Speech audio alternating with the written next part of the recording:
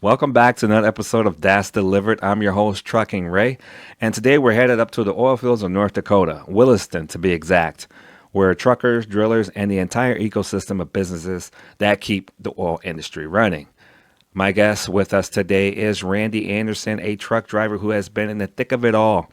He's hauled for the oil industry, worked with crews drilling deep into the earth, and he knows firsthand the highs and lows of the life of the oil field, from pulling long shifts in brutal conditions to climbing the ranks into management. Randy has seen it all. We'll dive into the trucking side of the oil business and the lifestyle of working in the fields and what it's like to start from the bottom and work your way to the top. If you ever wonder what it's really like behind the scenes in America's oil boom, well, you're at the right place. We also have a treat where we have Jesse Herring back with us in the studio at St. Paul.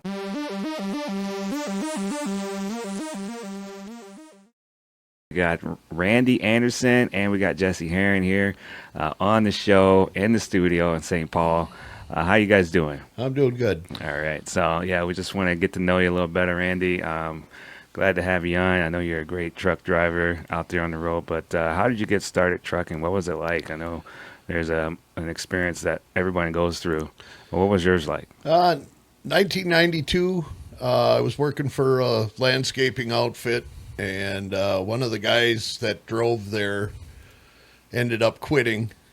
And after he had took the load of sod to the job, so we worked the day. And at the end of the day, the owner came up and said, "Hey, can you get that truck back to the shop? You're an old farm kid." And I said, "I can get it back to the shop," but I said, "I don't have a license." He says, that's a minor technicality. He goes, "We'll worry about that later."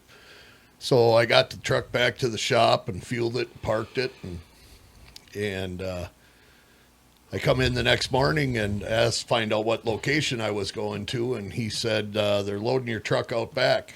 So that morning I was heading into Minneapolis, the second time in my life ever driving a truck with a load. The first time I ever drove a truck was unloaded on the way back the day before. So did that for a few days, and we got rained out one day, and I went over to the license bureau and I went in and got the manual, and I sat in the parking lot and read the manual for the air brakes endorsement, the combination and all that stuff. Went in and took the permit test and passed it. What? And then just kept driving until I had my acquired, or the amount of time you needed to have the permit in. And then there was a local outfit that leased trucks for people to get their CDLs. Yeah. And I did that, drove around for an hour with them before the test, and then took the test and passed. First time? First time. That's amazing. A lot of people have to come back. Yeah, well, I was really nervous because, to be perfectly honest with you, the same woman that gave me my driver's license test when I was 16 was the DOT officer giving my license test for the semi, so I was really nervous. What was that like? Was she tough on you the first time? Or very tough. Really? Yep, she was very tough on the boys getting their license. Yep. Yeah, there's something there. Yep. Man, you got past all that. Look at that. Yep. You kept going. Yeah. Determination. Man, so then you got driving. What company did you pick to go work for? I left there and I went to Fratellone Excavating, a local company. Great company. I still wish I was still there, but never let anger get in your way of your job, because I got upset and left. Wow. And then I ended up going over to Holland. Okay. And that's where you met Jesse? Yeah, it's where I met Jesse. And it was tough too, with the construction and a young family being laid off in the winters and the kids in sports and you know, my income was pretty much the main income for the family, and so it was kind of tough. I needed something to do in the wintertime, and got in at USF Holland over there. Okay. What was that like? I loved it. Yeah. I loved Holland. So if you're a new driver and you're looking at what to do, so is that line haul? I started in the city. Okay. The company was growing like mad when I first got in there. And I think by my first year, I had 20 some guys under me on the dock. Wow. But yet there was still 20 above me before I could even get off the cleanup shift. Okay. So I got talking to the road drivers at night, and that's where I met Jesse. And he said, well, if they put up a road bid, he says, sign the road bid, even if a bunch of other people sign it, because at Holland, you could do a 29-day trial. Okay. So some of the senior guys, I think, just did it to get off the dock for 29 times, because there was 6 of us that signed the sheet, the road bid. And it finally got down to me, and I stayed.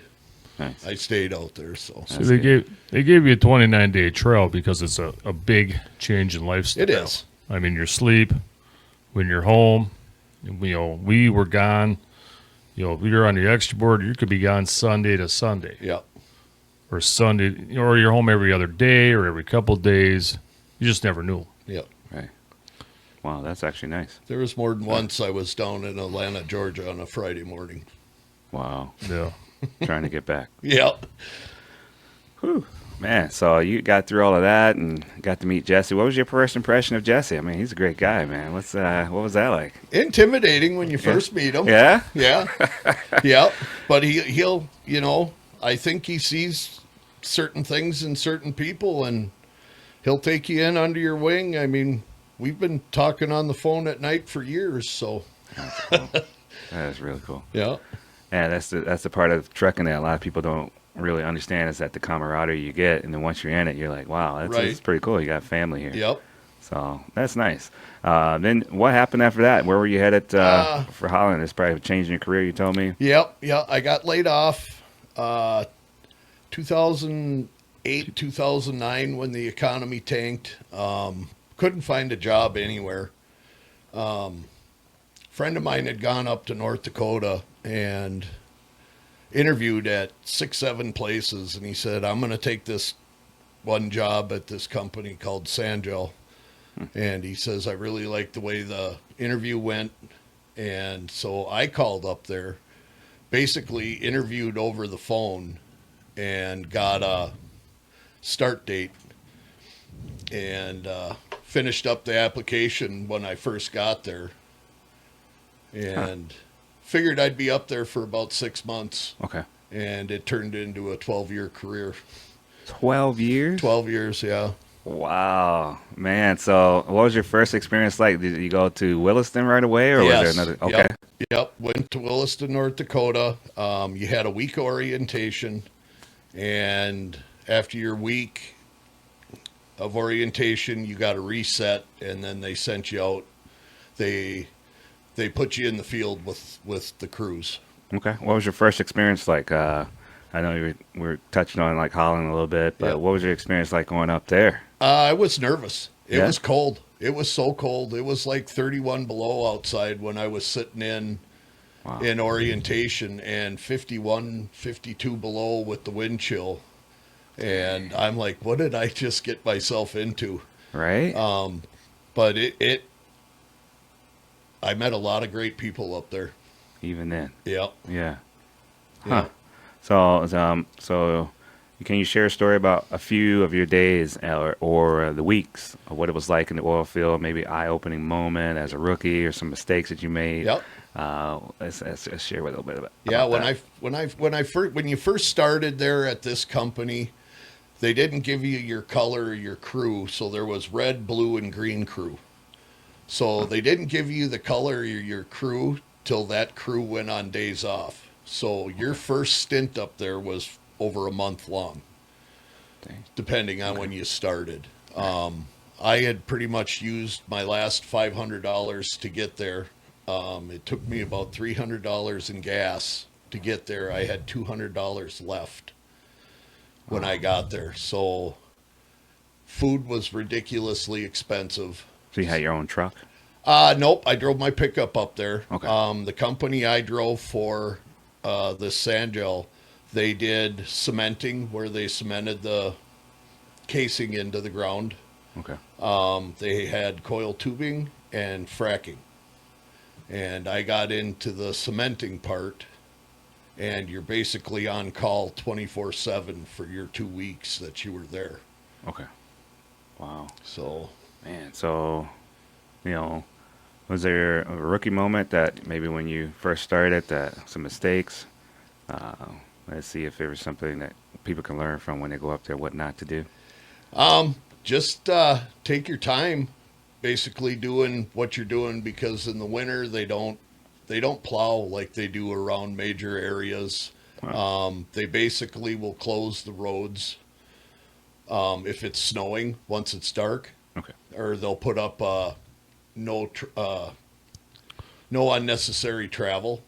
So the rigs will call you out early, and you'll sit there forever waiting for the rig, because they just want to make sure that they've got the crew there so when they're ready. Because a lot of them company men truly believe that the oil's going to go bad, even though it's been in the ground for millions of years.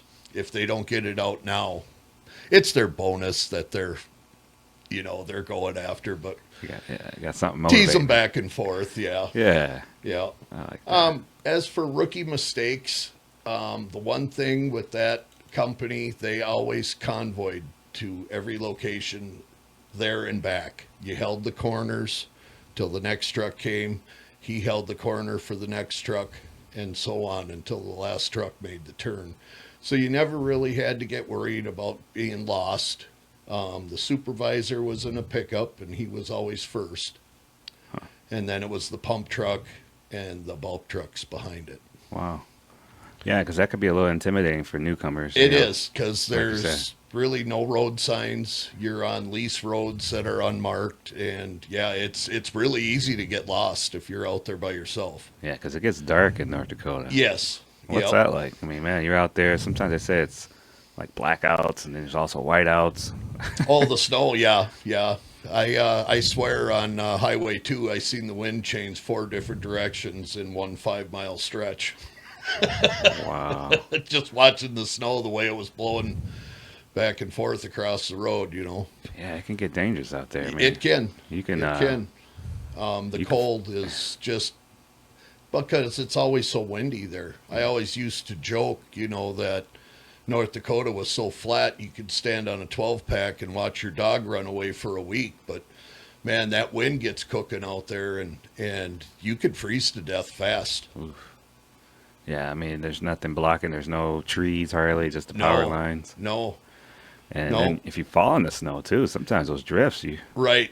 can have a hard time getting out of there. Yep.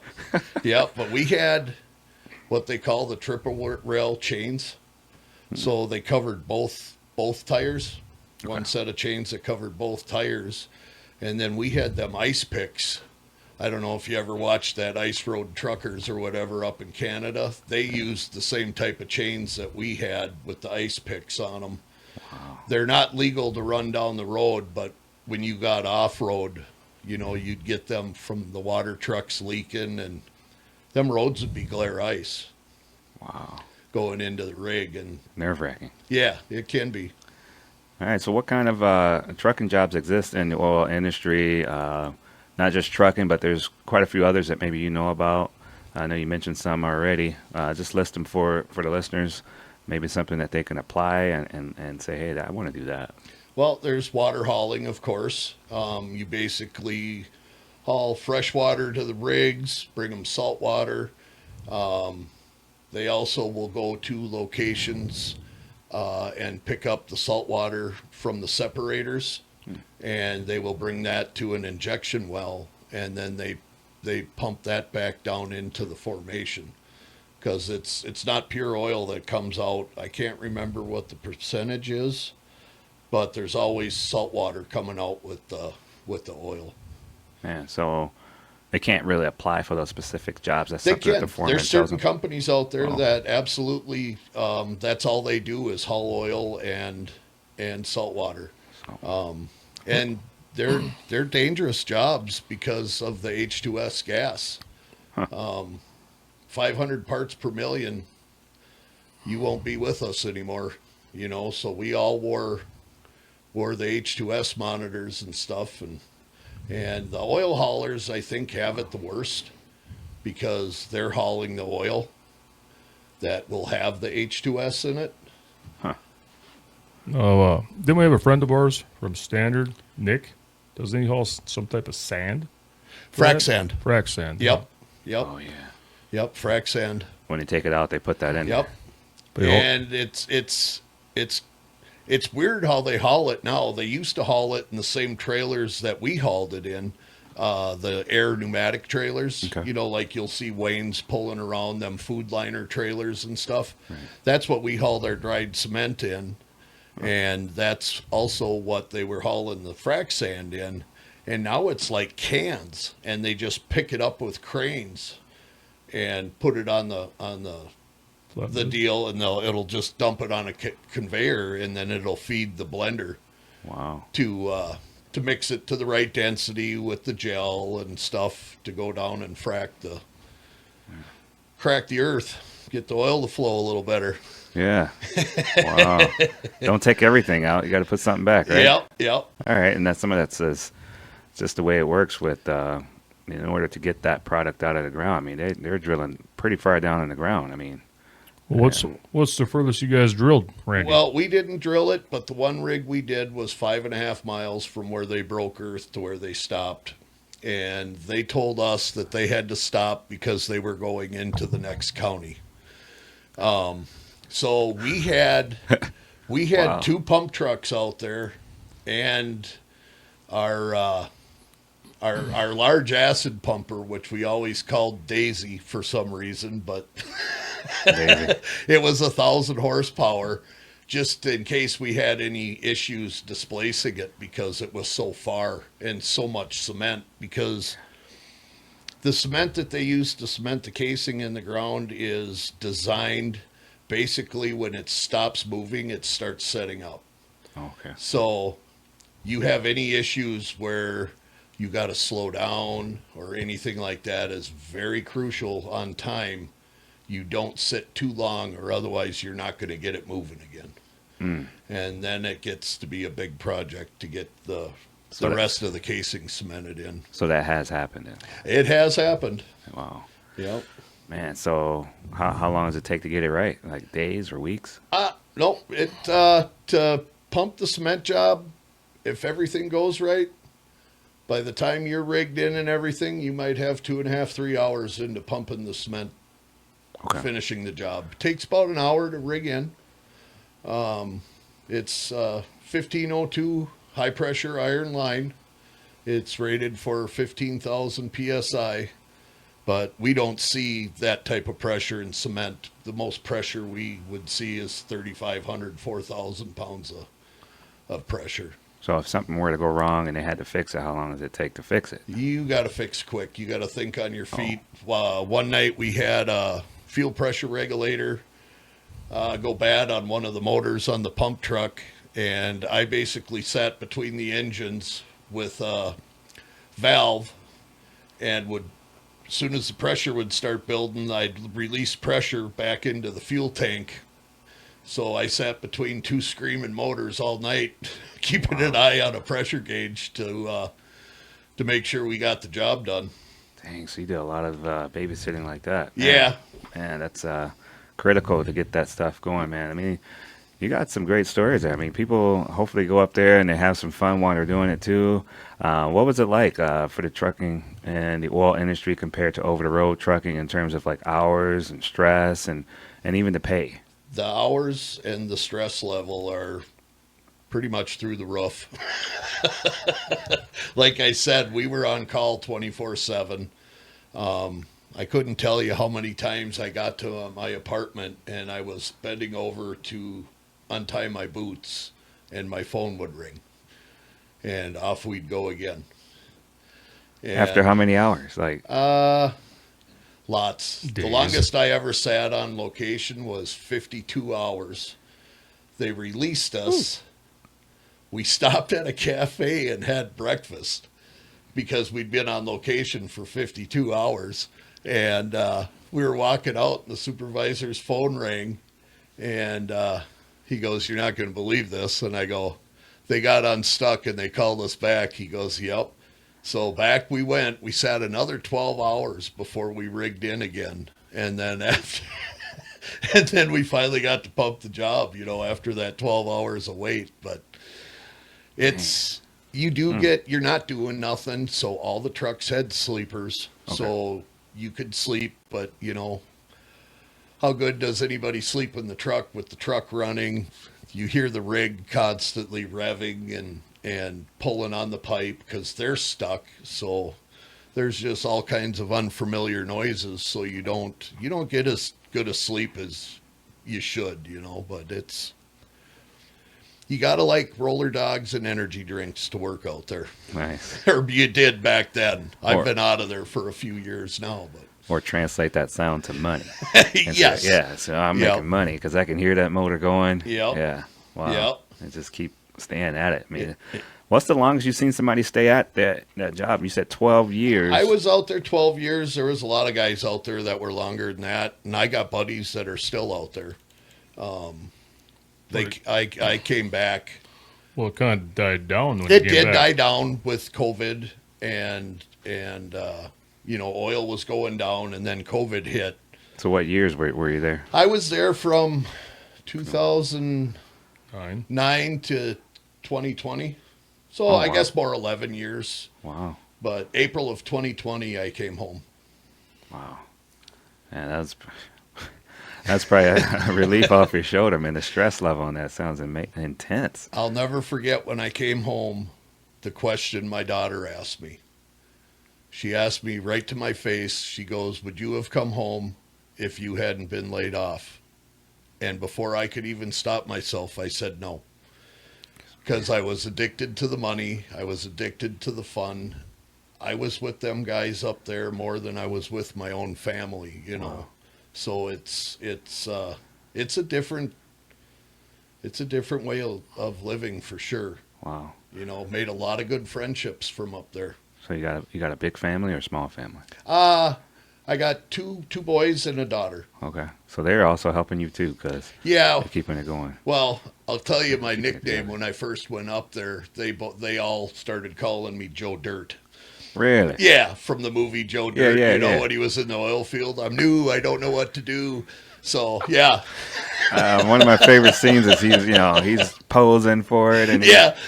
he's doing his little dance. Yeah. Yeah, I like Joe Dirt. That's a good one. Yeah. So man, so they helped you that lifestyle. What was it really like? Your typical day as a trucker in the oil fields. I mean, I've heard stories of guys, doing substance to keep them going. They do a line on the steering wheel. There was a lot of that up there. Not with our company. Okay. We were drug tested pretty regularly. Really? Yep. Wow. And but you heard stories from the old timers. Back in the 80s, there was guys that were just working up there for the booger sugar. They didn't care. The boogers. So they would run basically as a contractor. They kind of did their own thing. They can do that because who's watching those guys? Their own boss. Right. Well, so like Marathon Oil is a huge company. Okay. So Marathon Oil owns the lease. They'll hire on a drilling company. I'm going to go with Whiting, which was one of the companies we did a lot of work for up there. So Whiting brings in the rig, and then they bring in the crew to work on the rig. So everybody's kind of like a third-party contractor, Okay. except for the company man. Ah. The company man, I believe, is a Whiting employee. All right. So he's the one that makes all the decisions, all that on the rig. He's the man. All right. How do you guys get food? I mean, you think about all those hours. You're in the truck. You're going to run out of food. I mean, let alone the bathroom. You make the supervisor go to town with his company card and get everybody food. Hey. But we always told everybody to try and bring at least 2 days worth of food with you. Okay. Because you never know. If everything goes right, we did one job. We did an intermediate job, which was about 10,000 feet. We weren't very far from the shop, But from the time we got called till the time we got back to the shop was 5.5 hours. Wow. So, but I've been on that same type of job with another rig where it was 3 days when we came back. You know. Yeah. I've seen. Yep. So, I mean, some of these places, they had grocery stores run out of food, or Oh, yeah. I mean, the cost of it would shoot up through the roof. Yep. Even a house and board was I outrageous. remember in paying Smithtown. $7 for a gallon of whole milk at Walmart. Man. And if you got there after 9, they went to one checkout register, and the line went all the way back to the electronics department. Yeah, Yep. those lines. People Yep. would just stay there because they got to get it, right? Yeah, you got to get it. That's your only option because everything else is closed, and you don't know if you're going to be around in the morning to go to Albertsons or one of the other grocery stores. Man. So, and then there's stories about like the lifestyle. There's it can come along with the town like a party town. It did. It really did, and I really felt bad for the locals, the way it exploded and the cost of everything went through the roof. Because if you were a retired person there and you didn't have money or mineral rights or had sold off your ranch or whatever, you couldn't afford to stay there because the rent and the cost of living just went insane. Wow.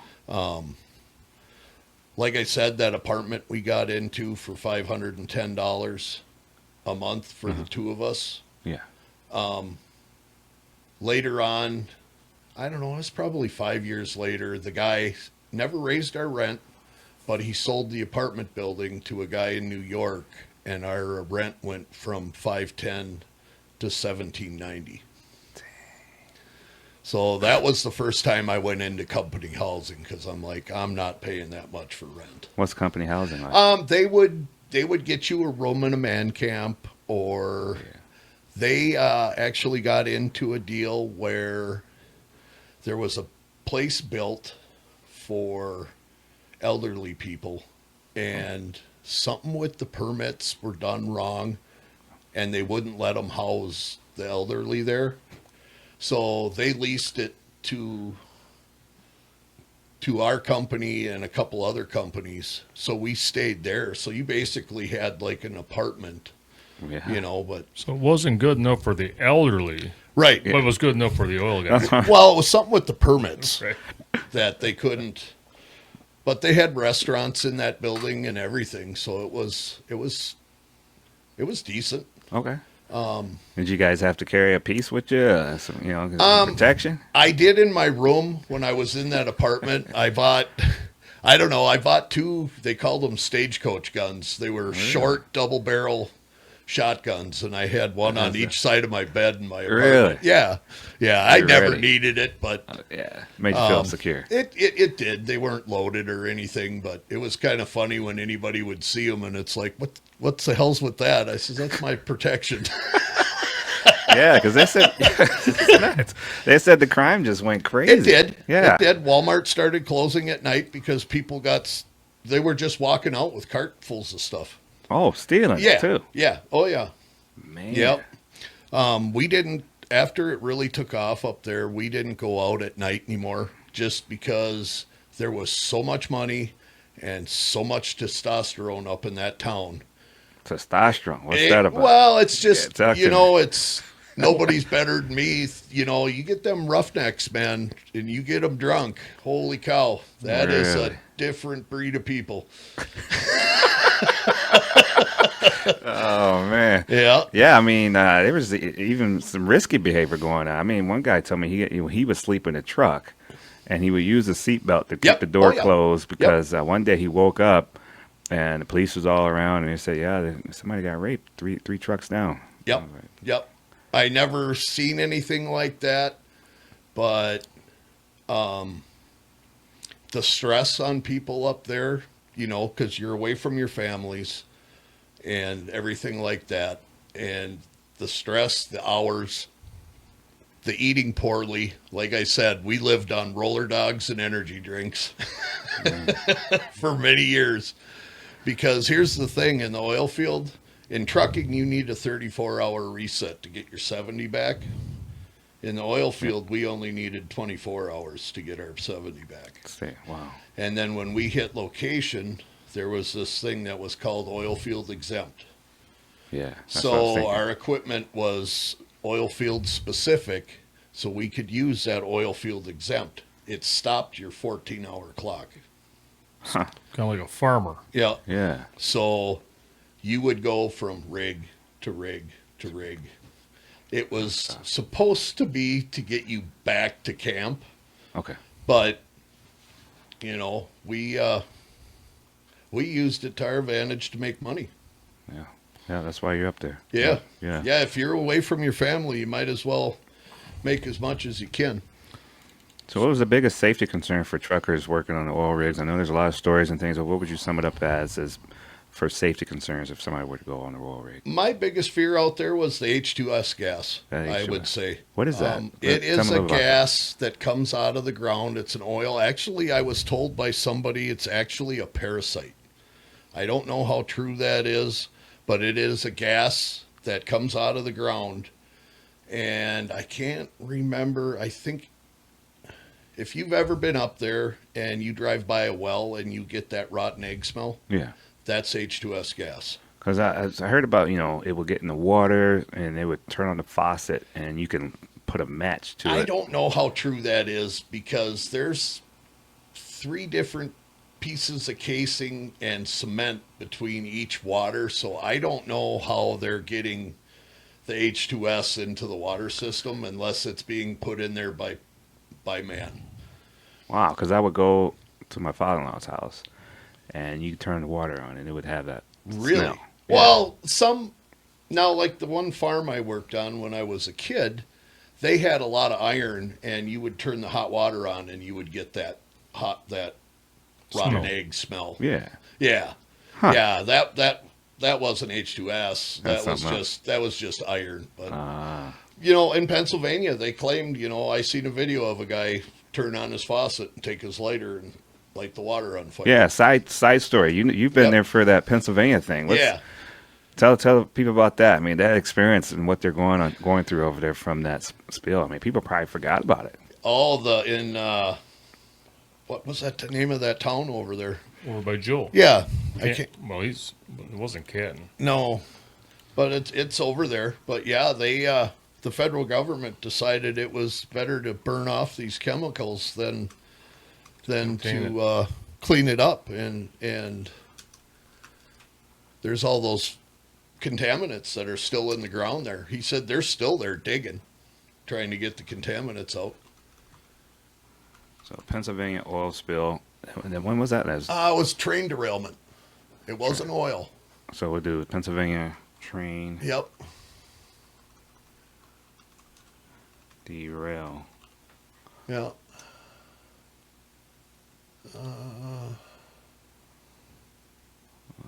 That's Ohio. East Palestine there. That is East Palestine. Yep. Yep. Yep. So, And that was 2003? yeah. 23. 23. It was only Yep. a couple years ago. Oh, sorry. 2023? Yep. Yep. Let's see here. So, Yeah, that's the pileup. yep. Yep. Wow. So your experience in the oil field kind of knew what this was about here because it sent some alarms for you because you spent all that time up there. You kind of knew what they were dealing with. When this burns, instead of putting it out, they sent planes in, right? Yeah. Yeah, that was actually worse than anything we would have had to dealt with in the oil field. Really? Yeah. Unless, unfortunately, you were on a rig that had a blowout. Okay. Well, yeah, because each one of them cars, you got thousands of Yep. gallons in them cars. Refined. Yeah, and then that just leaks out. Yeah. This is not the crude oil. No. Nope. That was paint thinner and all kinds of stuff in there. And so they're never going to get this right. They got to No. just... I don't think they'll ever, personally, I don't think they'll ever get that cleaned up Wow. completely. Yeah. Man. So, Yeah. just like that Chernobyl, I'm fascinated with that stuff. I've watched almost every documentary I can get my hands on, and even that that building that they've built over it, they're claiming is only going to last 100 years. Really? Yeah. Well, So So it just breaks down? Like what? Yeah, it'll eventually start breaking. The radiation will start breaking that building down. Whoa. It's a miracle we wake Right? up every day, isn't it? It is, yeah. Yeah. Yeah. So, But I mean, when you think about these things that go on out there, just so we can get these resources going. I mean, some people start getting a little worked up about the economy, or they would get worked up about the environment. I mean, there's a lot that can be said about it on both sides. I know, but so when Williston, the growth exploded. That played with a lot of people's life there, and in the community. What would you say to these individuals when it comes to the importance of oil, your opinion, that it's a necessary evil? oil's in everything. I always used to tell the new guys that it's the 3M of the earth. There's always something in your clothes, in your cell phone, in your hat, your car tires, in your car, in the motor, in the metal, the paint. There's a petroleum product in everything. Right. So these people that want to completely get rid of oil, there's going to be nothing left. We're going to be, rummaging around till the clothes are gone, and then we'll be, leave skirts, I guess, because there won't be nothing. Yeah. Yeah, it's hard to imagine that it's in everything. It's in everything. It's in medication. It's it's in hand lotion. It's everywhere. Yeah, because they're getting worked up about plastic being in your blood. Yes. I was like, well, there's oil probably in your blood too. Yeah. Yeah. Yeah, we have to try to stay balanced. It's a hard thing to do. It is. When you're out there in those oil fields, you were trying to stay balanced for your health. Right. And it's going to be a struggle. That's just part of life. Yeah. Man, so what kind of business thrived along the oil industry that as a supporting, there's some stores, there's restaurants, there are places that are catering to specifically for truckers or rig workers. Yeah. What was that like? What kind of businesses were those? When I first got up there was two Cenex stations, Cenex North and Cenex South. That was the only two trucking areas. One had maybe room for 5-10 trucks, and the other one had room for 20, 30, maybe 40 trucks. Later on, when the boom really took off, then Love's came in. They got a Love's. I think it's Love's there on 13 Mile Corner there when you first coming into Williston. They call it 13 Mile Corner because it's 13 miles from there to town. So, but then there was a couple other truck stops that came in. Highway 85 that went to Watford was a 2-lane road. It's now a 4-lane road. It bypasses some of the smaller towns, so they don't have the truck traffic. And Williston did the same thing. They built truck bypasses so the trucks weren't coming through town. They were going around town instead of through it. Huh. But All right. Well, moving up from the bottom to management. I mean, what was that like? it was a lot of work. Okay. I started out driving a truck with a pneumatic trailer, just like everybody did. I remember asking one of my mentors. I said, "How long before I can be a pump operator?" And he said, "Oh, probably a year or two." Mm-hmm. And I got a little disheartened. I'm like, "Oh, that's thinking to myself, that's a little more than I wanted to be." But okay. So that spring, I was starting to get onto the pump truck. Okay. But what we would do, I had my supervisor at the time, my pump operator, and our engineer.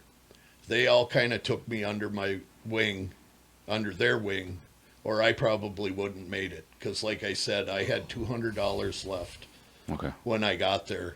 I didn't get a check for 2 weeks, and it was only for my 1 week of orientation. Okay. And I sent most of that home to the wife for her and the kids so they could keep eating. Yeah. And then once I got my first paycheck, probably a month later, My supervisor actually bought me a pair of boots because my boots were so bad they hurt my feet that I could barely walk, by the end of the day, and just told me, he says, pay me back when you get a check. Right. So Nice. that's what I did. But if it wasn't for them three, I probably wouldn't have made it. Yeah, teamwork. Yeah. Wow. Yeah. That's one thing I'm really big on is, even especially with the Teamsters and all, I mean, teamwork. All this stuff gets done with the help of other people. No one can do it by themselves. Right. And, think about how the Teamsters has helped so many people elevate their income, so Correct. teamwork is huge, man. Yep. I mean, your management stepping in there, being there for you, taking you under their wing, that's great. And so how do you transition into management roles? Well, I went from the dry bulk operator, to the pump truck operator, and with each step is more and more responsibility. And then was I on the pump? I think I was on the pump for 2 winters. Okay. And we just kept getting bigger and bigger and bigger. And then I moved up to supervisor, and now your responsibility is even bigger. And that's where I started having some health issues. And Did you want my boss at the time, he was a bigwig at the company. I went into his office one day and said, I can't do this anymore. I'm going home. And he shut the door, and he goes, I can tell there's something wrong. He goes, because I've seen you changing over the last few months. He says, I want you to go home and see your doctor and find out what's going on before you quit. He said, you'll always have a job here.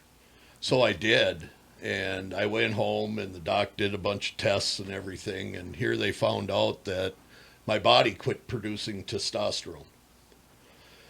So once a month, I get a 400 milligram shot to this day.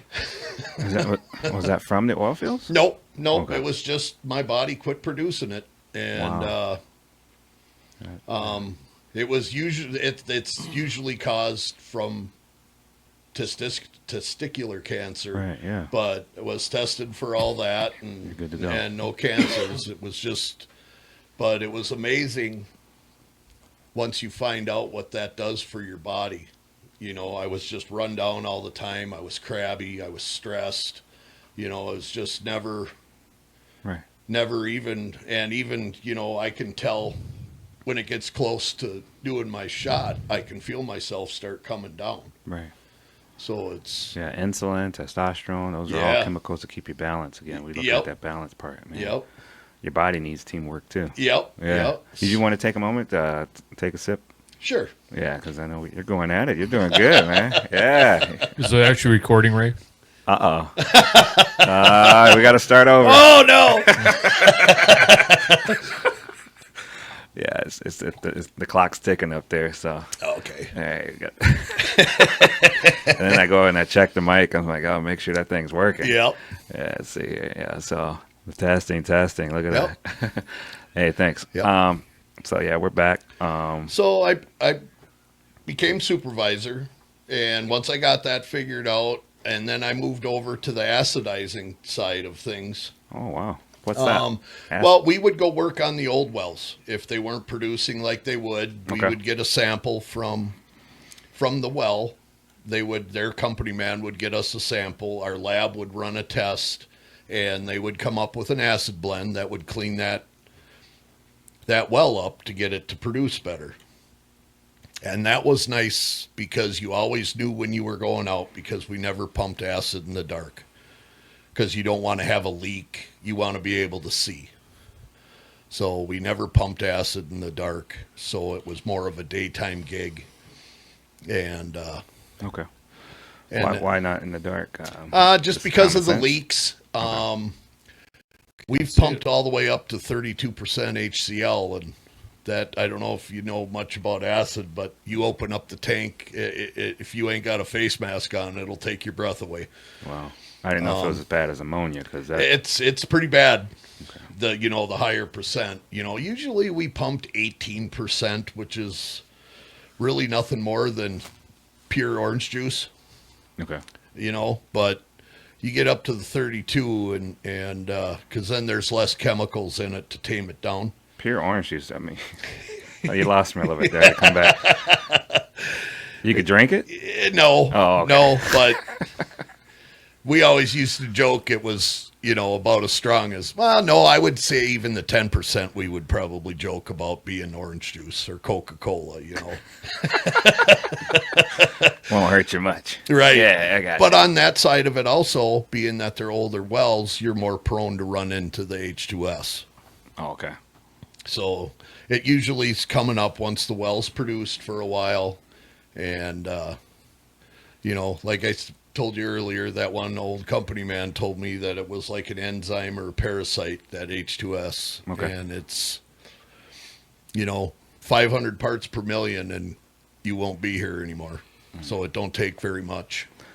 What skills and traits helped you advance in your career for moving up? Well, they loved me because I was a truck driver before I came up there. So I had miles behind me. I had a good driving record. So they liked that. I had a pretty much free ticket up there because I knew how to make that. I always had time. We'll just say. Because he's the fancy man. Yeah. 1.0? Fancy Man 1.0? Yeah. And then there's I'll tell Fancy you Man. that. Yeah. I'll tell you about that story. Go ahead. Yeah, we can throw that in there. Oh, I was coming in from Joliet and was coming in. I just crossed the river and 94 was all backed up. And I was talking to my buddy Joe, or was I talking to you, Jesse? Joe. I was talking to Joe and traffic was all backed up. And I go, I don't know who the heck these people think they are. They delaying the fancy man to get to us. So ever since then, them two have been calling me the fancy man. So, Yeah. but Okay, I can't remember exactly how I said it, but I went No. on this huge rant and then I said the fancy man, Well, don't they know who's coming down the road? Yeah. the Fancy man. You got to own it, right? Yeah. Yeah, man. Yeah. That's cool. I like that. Yeah. And the fact that you guys keep that going, man, that's cool, man. Keep you guys having fun. Keep giving a good laugh for each other. That's that brotherhood, man. Yeah, it is. It Yeah. is. Absolutely it is. Well, So, as far as looking up into the, you moved into management. You got to help other people, be there for them, look after them, and keep the production going. If you could go back and where you would mentor your young self when you started, what would you tell yourself?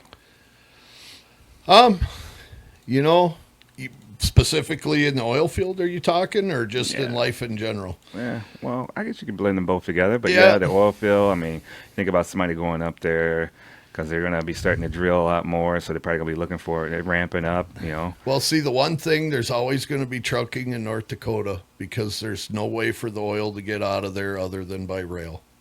How much oil do you think is down there? How much? They told me there's more oil in North Dakota than there is in the Middle East. And how did you see that? Because they had some people out there measuring. right? Well, yeah, they have these. You'll see them in the wintertime. I've never seen them in the summer, but they run around, geologists with these sonars or whatever, and they drive around and find the big pockets of oil. And I suppose the drilling companies, hire these guys, and then they'll see if they can lease the property. But there'll always be trucking up there. You're going to be driving on the worst roads imaginable all the time, summer, winter.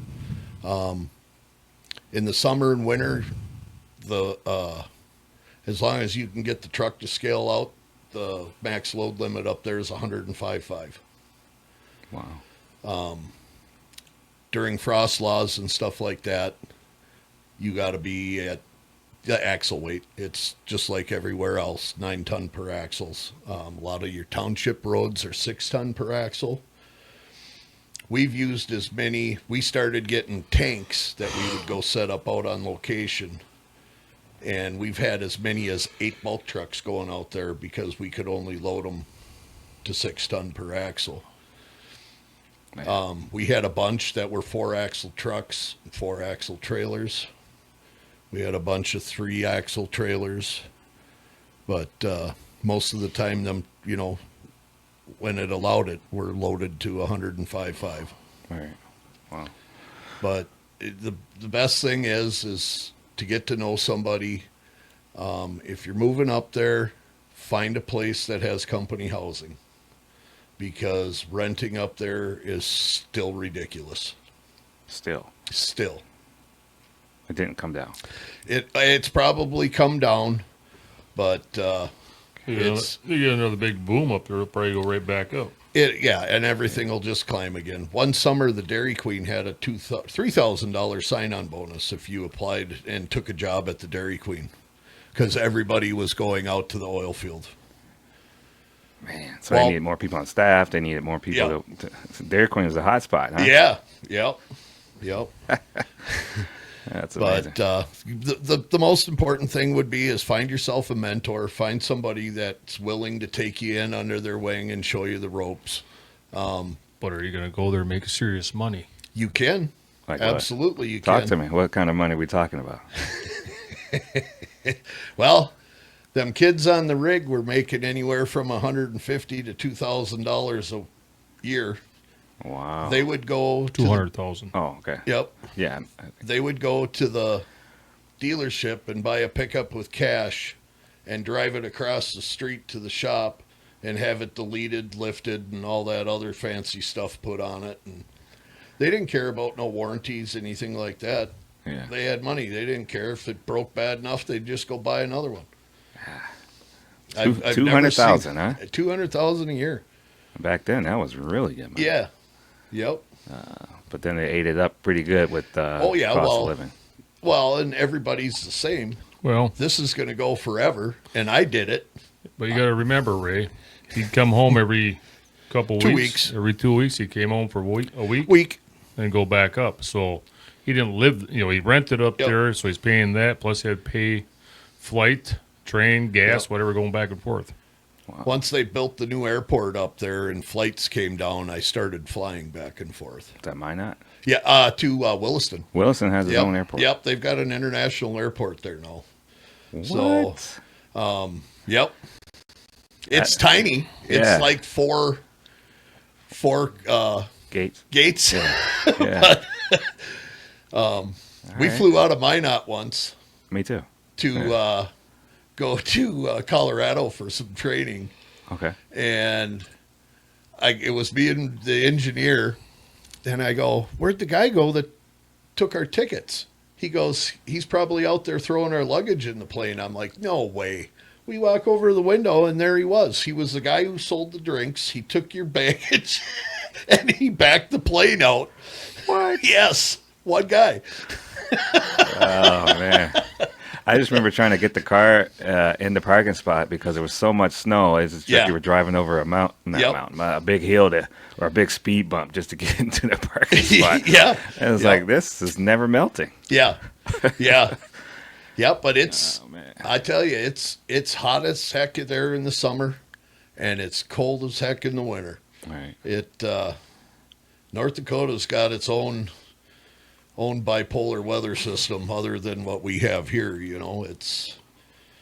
They don't get the snow we can get here. They have, but the cold, but you're given so much gear from these companies. Okay. I carry it in my truck for survival gear, my old field gear from up there, Okay. in case I ever break down. You got a Jesse Herring bag, huh? Yes, I do. There you go. He's the one who showed me how to pack that stuff. Yeah, that's right. Yeah. Yeah, you got to look after yourself. Ain't nobody Yeah. else going to do it for you, right? Yeah. You out there Got by my yourself. candle, and I got my Yeah. winter boots and my bibs and jacket and Wow, you some can, protein bars. you in can lay it there. out on the ground, no problem, and break those brakes, right? Yeah. Yeah. Yeah. Boy, ain't that fun in the winter. Yeah, people say you don't have to do that. Whoa, bull. Yeah. I just had to do it the other day. Crawl under there and beat the brakes to get them to release. Yeah.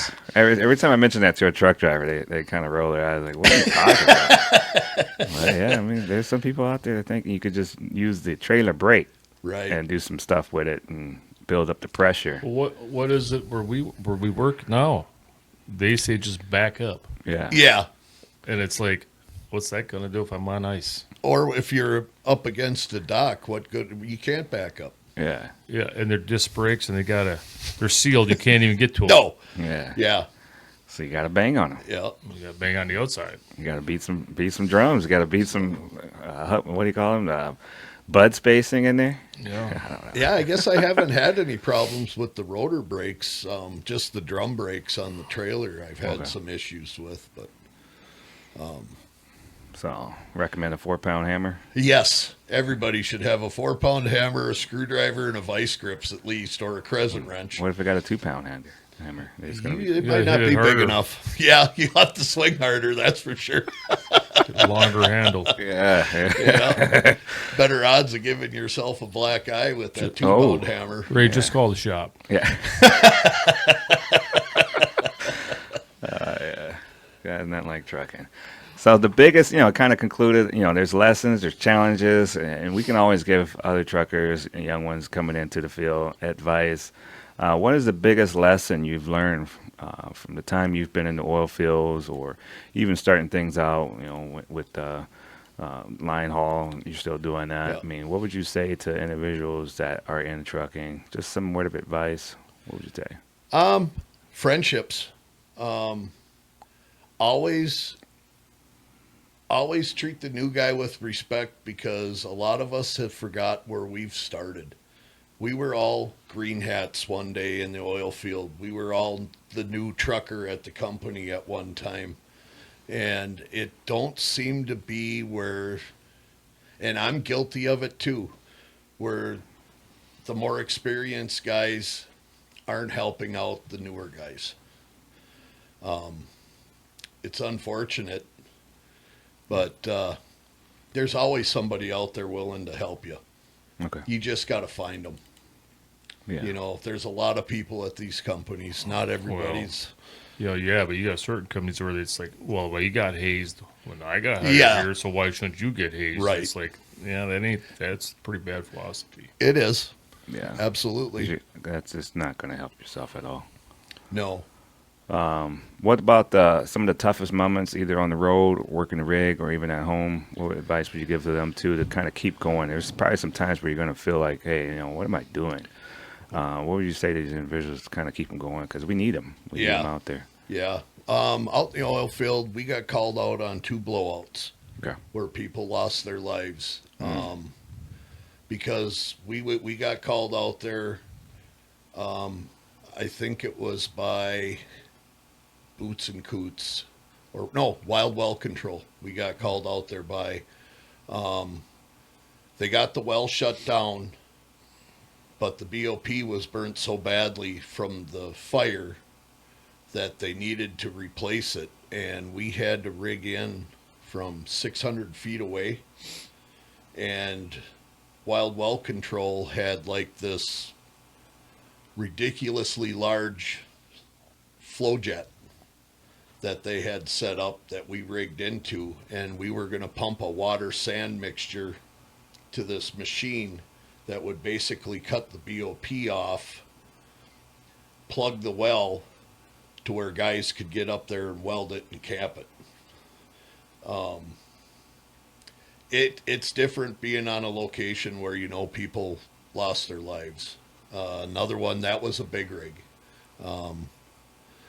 The other one was a workover rig, and the one guy up in the basket never even made it out of the basket. It blew up so fast. What's the basket? It's up on the top when they're pulling pipe. You'll see, if you watch any videos of a rig, he'll be up. They call it, well, some call it the crow's nest. I've always just kind of called it the basket because it looks like a basket up there, and then it's got a bunch of fingers in it. So when they're pulling drill pipe, it'll come up. He takes it out of the I forget what it's even called, but he'll unhook the deal and he'll take the pipe and pull it back and slide it in these fingers. So they stack them on the rig. They don't set them back down on the ground, but Yeah, you got to watch the videos. yeah. All right. Or you got to actually be out there doing it. You'll see. Yep. But it's kind of a hot spot if something were to happen, huh? Yes. Yeah. It's different when you know something went horribly wrong there. Because those flames will shoot way up in the air. Yes, and they'll burn for days. Really, you can't cap them. Yep. Till they get capped. And my mind is like, why can't you just? If they could get the BOP to shut, like this one, they were fortunate enough to get it to shut. But by the time we got rigged in and everything, the well had lost its pressure, so we didn't have to do anything there. So the pressure's so high if you try to put a cap on that. Yeah.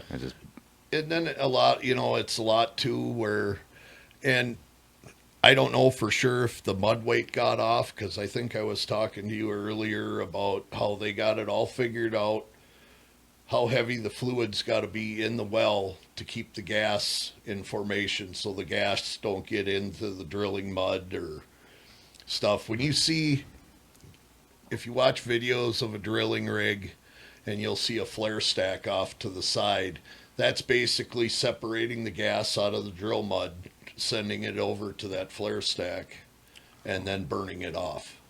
Wow. So the YouTube videos and stuff, watch those. They're cool. Yeah, when I started getting into trucking, I started watching YouTube to help me out. Sure. Because I was thinking about pulling doubles. I wanted to see what that was like. So if Okay. you're going to get into oil fields, you recommend watch some videos. Yeah, there's a lot of videos out there that are good and informational. That'll even explain to you like what I did with the cementing of the casing, with the coil tubing. Yeah.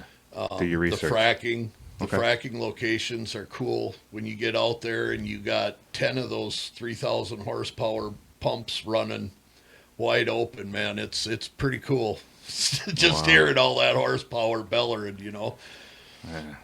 So That's amazing. So if a trucker considered North Dakota and oil fields to work today, what should they know before making the move? like I said, housing is a big thing.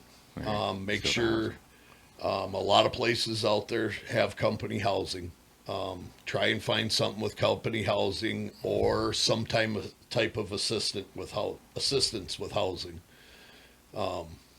And make sure you have a job before you go. What happens there? Come on. You can get up there and... Back when the boom was really going and there was no jobs around here, Okay. I was supervising, and I come out of Walmart one day and I had 3 guys standing by my pickup begging me for a job because they had used every penny they had to get there because the national news said that they could go up there and start work that day. Well, that's not the case. It's just like everywhere else. You got a background check, all that stuff. Well, and don't they say if you're single, there's a pretty girl behind every tree? Yeah. Yep. Wait a minute. What's that? There's no trees. Yeah.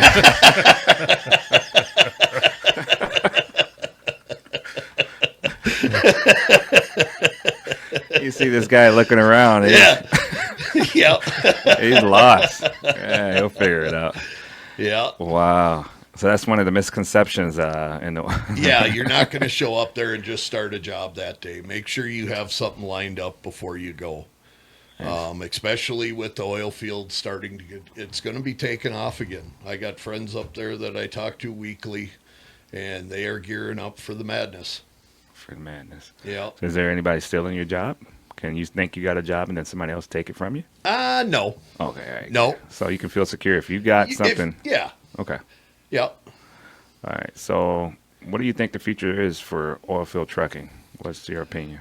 North Dakota, like I said, will always be there.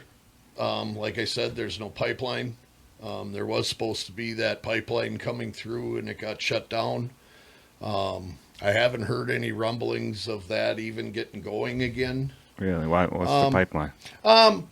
It's going to take the oil sands out of Canada, and then they want to mix the oil from North Dakota with it because oil sands is a lot thicker than the oil coming out of the grounds in North Dakota. So they want to combine the two to make it flow better. And I believe that's supposed to go all the way down to Texas, down to the refineries and the shipyards down there in Texas. Okay. So when they get done pulling it out and they ship it down to Texas or somewhere else? Right. Because everything coming out of there is either by truck or rail. There's no pipeline in there like there is in Texas where they can just feed it to the pipeline. Here's a silly question. I mean, I don't know, but you never know. Technology is advancing. What do you think automation or new regulations could change things, or some autonomous things could happen there? I don't think you'd ever have autonomous anything in the oil field. You are on literal goat paths sometimes going back to these locations. Goat paths. I was like, there's no rail. No. Because there's cliffs there. Oh, yeah. Yeah. Yep, there's a It's place. not all flat. Their mountains are inverted or something. Yeah. It's different. It is. We went to this one place, and if you've ever been to North Dakota, anybody listening to this is going to know what I'm talking about. It's called the Bear's Den.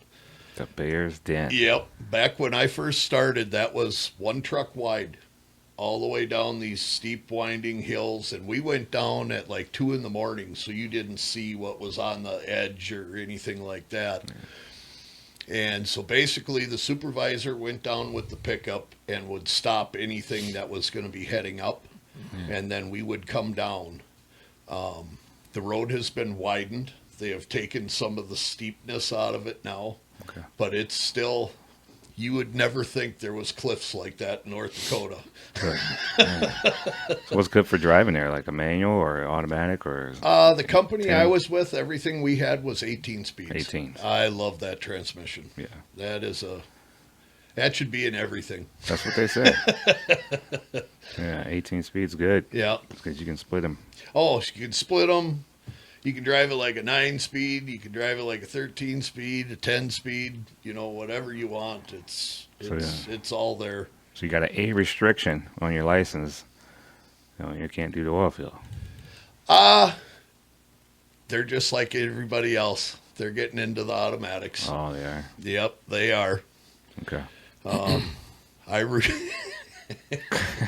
You could probably still go up and see the skid marks from the first time I drove an automatic, because I went to go step on the clutch and I slammed on the brakes and probably left a 30-foot skid mark before I realized what I had done.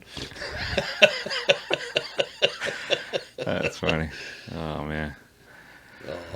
Oh, man. So we got work to do. There's plenty of work to go around in the trucking industry. I think teamwork is going to be huge, looking out for each other, not giving up on each other and your dreams. There's ways you can get there. You just got to find the path and lean upon each other. Hey, I think your words are going to help a lot of people that may be looking to expand their career. And I'm glad you're able to come on the show and share your experience. And there's more that left. I'm sure you can come back and do some more, talk about the line haul business as well. Yeah, and then even to finish your management question from before I sidetracked you. I mean, I got through the acid part of it, and then one night they were short a coordinator, and they just asked me to sit in there and answer phones. And so I sat in there answering the phones, but I also was on the program just making dummy tickets. So I taught myself how to build a job pack for a job, sitting on the computer at night in there all by myself, answering phone calls and then calling out the crews when the job's called. Like a dispatch? Yeah. Wow. Yeah. They called us coordinators. Okay. Because we would take the information from the rigs, get it to the engineers who would build the job program, design the cement and all that stuff. And then the trucks would be loaded, the cement would be tested to make sure it didn't flash set or anything on us. Okay. And then once everything was good, when the job called, you dispatch the crews. So, but yeah, I coordinated up there for Quite some 6 time. of the last years I was up there. I was in the office. Man, so there's always room for moving up there. Yeah, There well, always is. there's a lot of teamwork involved with that too. I mean, you got to know and trust each other when you're making these decisions that they can affect a lot of people. Right. Yeah. Yep. And I used to thank God every night that when the crews called, nobody was hurt. Everybody was coming home. And I never had to be part of that unholy phone call that nobody ever wants to make to somebody's family saying that their loved one ain't coming home. Wow. I thank God every day for that. Yeah. So Yeah, that's good, man. because it is dangerous. Yeah. No, we had a lot of fun. a lot of stuff like that, but it is very dangerous up there. Wow. Well, I appreciate your contribution, and I think a lot of people can learn from your determination and to do the right thing. It can be in so many facets of your career. It's not just let's just try to get this done. I mean, there's other Right. things you have to do that people don't see, the bits and pieces that put it all together. I mean, you were part of that puzzle. Great job. Yeah, thank you. Yeah. I mean, even with this podcast, I couldn't do it by myself. So I appreciate you coming on the show. And too, Jesse, thank you for bringing him on. He's got a lot to contribute. I love his stories. Yeah, man, you guys are teamwork out there doing it. Yeah, well, like I said, the bad part was when I left the oil field. One of his good friends talked him into coming back to Yeah. Holland. How'd you do that? I did talk to him. Yeah. That was another guy. No, another friend of mine talked me into coming back up, and I tried going, and I just didn't have it in me anymore. Okay. So Okay. So- it takes a lot out of you. So, And- so he talked to me coming back to Holland to work with us guys. And that's a story in itself. yeah, Yeah, the Holland story, man. yeah, That's that'd be a good one. yeah. We should do that one day. We can. Yeah. All right. Absolutely. Well, well, I just put this all together, edit it, and take out my my errors. I gotta get me an engineer, sound engineer, right? One day. You gotta get a fan or air conditioning in this room. Yeah, it's a cooker, isn't it? It is warm. Yeah, the hot box. Yeah. So All it's the not- lights. It's not just my nerves. No, it's not. I'm in here when I do a show too. I come out and I'm like, wow. I tell my wife, like, whoo. Yeah. So yeah, then the way it keeps the story shorter and Right, right. So yeah, man, I really appreciate you coming on, sharing your story, and a lot of people out there are going to realize just how much trucking is tied up into the oil field and the industry, and then you can give us a real look into that world when people listen to this. So the folks that want to keep up and want to learn more about trucking, the oil industry, where can they find some more information? Where would you go to continue the research? What would be your first place to go? Websites, Google oil field, North Dakota oil field jobs or Texas oil field jobs. I know North Dakota makes a lot more money than Texas, but Texas, you don't have the winners. Right. But Yep. yeah, anything, I would start with North Dakota oil field jobs just on a search, and they will pop up all over. Nice. What would you say, Jesse? Well, I'm just going to say people need to remember the general public when these guys are out driving around. You get angry because they're in your way or they're moving too slow, but, they can't stop on the dime. And if a truck, if you bought it, a truck brought it. Yes. They're bringing oil, they're bringing fuel, they're bringing groceries, they're bringing hardware, they're bringing lumber. I mean, if it wasn't for the trucks, this country would shut down. Yes. Yeah. Absolutely. So as far as being general public, you just got to remember these guys are out there doing a thankless job every day. Yep. Yeah. We don't get enough thanks for it. Yeah. There's a lot to be said about that. I mean, you can produce something. You have a wonderful product and a great resource for a lot of people.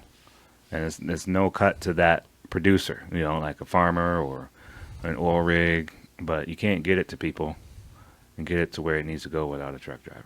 Exactly. It's just the way it's set up. Yep. I know they're going to try to change that and try to do things to get it automated, but I still think the human factor is going to be a huge thing. So teamwork is going to be critical.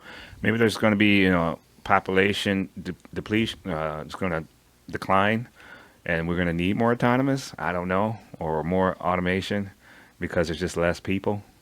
So hey, let's work with that too, because you moved up into the management, and you got to see how you make those job tickets and everything. So there's ways that we can move up and take a leadership role and still be still a trucker at heart, Absolutely. because you understand the industry, the ins and outs. So I think working together is going to be the key factor. It's going to be it's going to be the game changer. Well, the nice part about what Randy did, Randy was a driver, worked his way up. I mean, so when he got into the management position, he understood what the drivers go through on a daily basis. He knows the sacrifices that they make.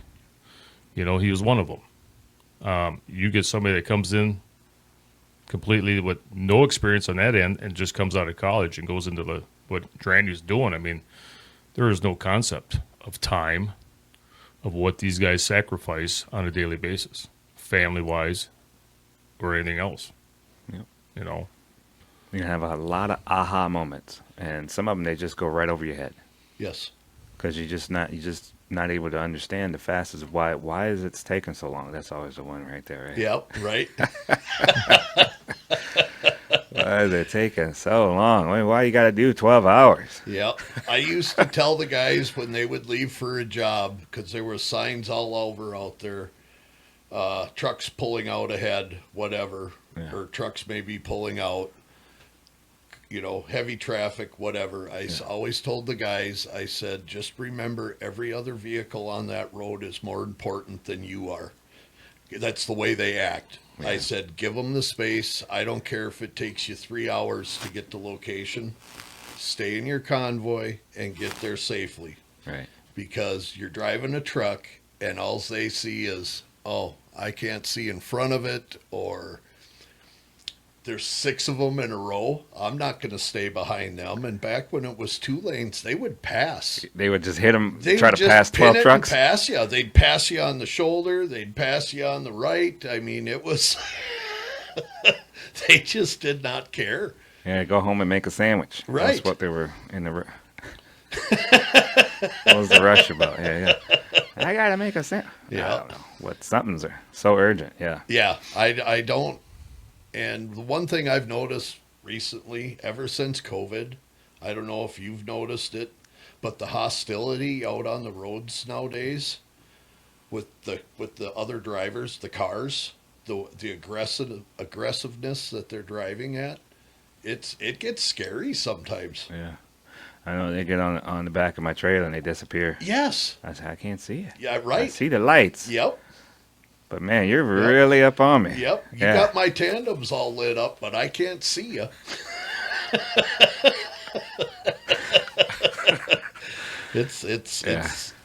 It's different out there ever since COVID. I will say that. Yeah, anxiety is a real thing. People want to ignore it, but it moves you. It makes does. you make different decisions. It makes you Yep.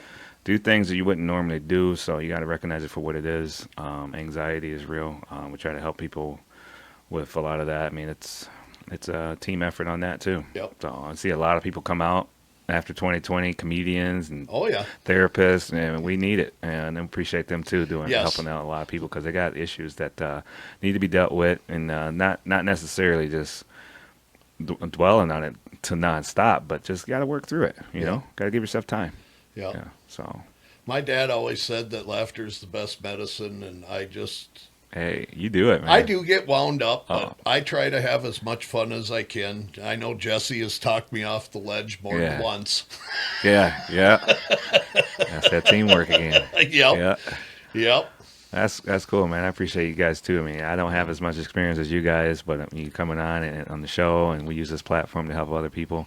I appreciate all your years that you put in and hard work. You know, when I was a young trucker at heart, it was truck drivers like yourself that helped me to see, hey, and it's possibly something I can do. Yeah. So, man, I appreciate that. So, yeah, that's about it, you know.